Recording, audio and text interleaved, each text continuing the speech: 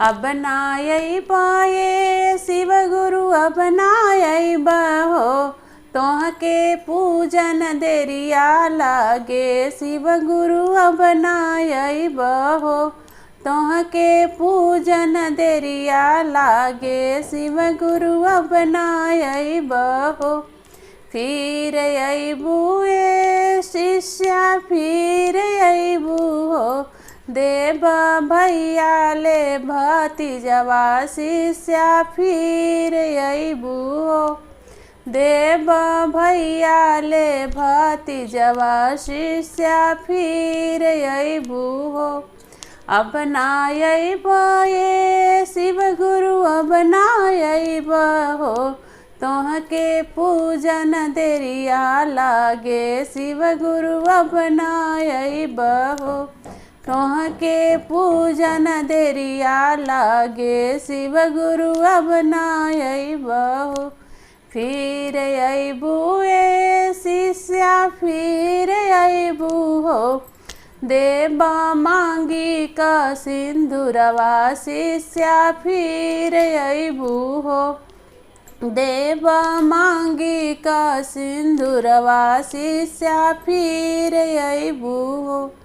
अपनाय पाए शिव गुरु अपनाय बहो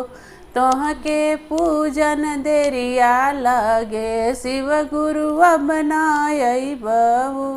तोहके पूजन देरिया लागे शिव गुरु अपनाय बहो फिर अबू शिष्या फिर अबू हो देव गोदी में बालकवा शिष्या फिर अबू हो देव गोदी में बालकवा शिष्या फिर अबू हो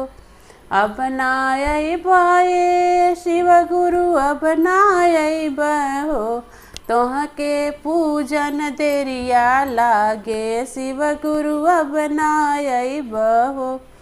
तोहके पूजन देरिया लागे शिव गुरु अपनाय बहो फिर अबू शिष्या फिर अबू हो देवयाना धना सोनवा शिष्या फिर अबू हो देवयाना धना सोनवा शिष्या फिर अबू हो